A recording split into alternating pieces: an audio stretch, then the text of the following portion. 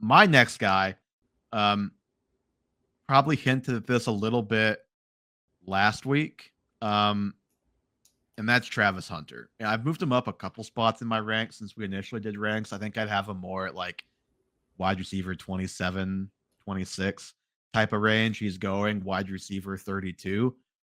But I'm just taking him every single time at that cost. Like all of the signals, and think back to our Travis Hunter conversation before the NFL draft, before the Browns traded the pick when we thought the Browns were going to take him.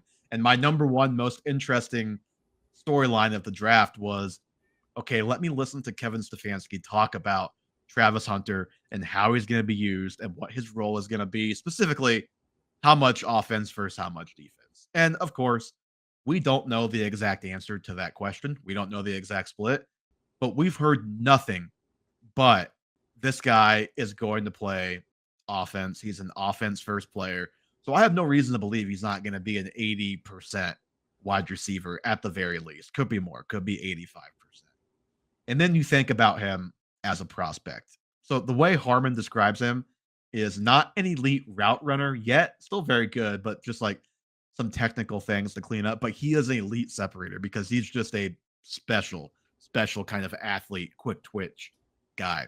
This dude was 92nd, 97th, and 97th percentile across the board against man, zone, and press coverage in college. Harmon has him as his wide receiver 3 overall in his stacked prospect rankings from 2021 to 2025. So that does include Justin Jefferson, Jamar Chase, like Garrett Wilson, Marvin Harrison Jr., Malik Neighbor, all these guys. He's 3 overall. Like that is the tier of receiver prospect that we're talking about.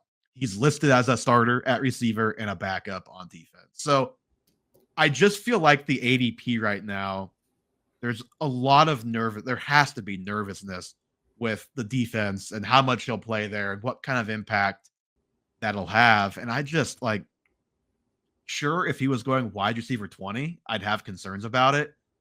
But you're getting a guy, I can't think of there's maybe a couple of guys you could make the case at 30 or below who you could easily see going inside the top 12 at receiver next year and maybe even higher than that. And Hunter is definitely one of those guys for me. And we love the player. We love the offense.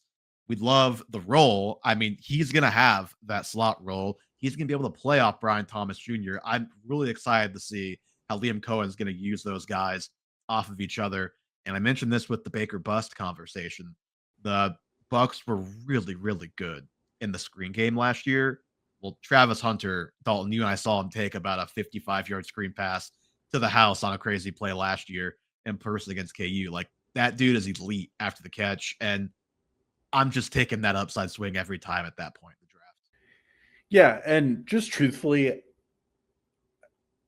you don't trade 2 firsts for a corner. You just don't in the NFL.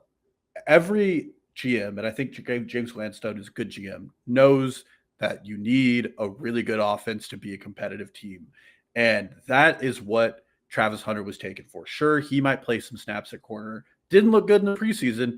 Maybe just make him a full-time offensive player and see what happens. I don't know. If he came out and it was like he might play defense 5 plays a game, he's immediately going to be ranked as wide receiver 18 in the week 2 ranks, like week 3 ranks, if that happens. Yeah, and Tetairoa McMillan is going 12 spots above him, and there are still questions on McMillan's profile. There aren't many questions on Travis Hunter's profile except for people who have a problem with how Colorado ran their offense. But it's not a gimmicky Mickey Mouse Art Briles offense that we've seen before. And it's not Tennessee. No, it's not Tennessee. It's not Baylor. Look at you, Corey Coleman. And you said it all. He has who I still think is a top 15 skill quarterback in the NFL, and Trevor Lawrence. He is not being thrust into like most first-round wide receivers into that starting role. He's going to get the level set expectations that come from having BTJ drawing the coverage because we saw what he did last year. Diami Brown is a good wide receiver 3 on this offense too, who can help alleviate that. They have Britton Strange and Travis Etienne, who are effective pass catchers. So it's not like he's being asked to burn. I mean, but Schultz-Tootin, if he's in there, obviously is another effective pass catcher. LaQuint Allen, apparently, people are saying.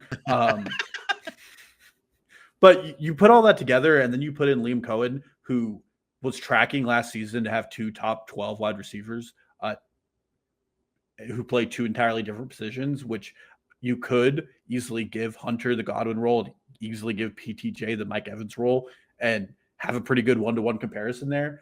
It's just hard for me to make the argument in any way but that we're drafting scared because we're scared he's going to play a little bit of defense here and there. But this team is going to want him on offense, and they need him on offense because Diami Brown is no wide receiver 2. Yeah.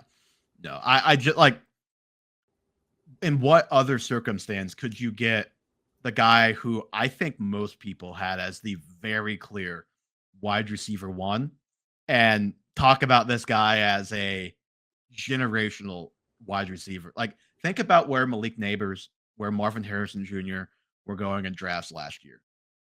Think about where Ted McMillan is going this year. Like, you're getting the wide receiver 1 behind a fellow rookie who I think he is quite a bit better than, and that's not even a shot at Ted McMillan. Like, just an unbelievable upside swing. This is like the league winning pick, if it hits, is Travis Hunter at this price. If he fulfills even if he's 85% of the potential highest ceiling of Travis Hunter, this is a home run at this spot. The Jags just can't jag again. Well, that is probably my biggest concern.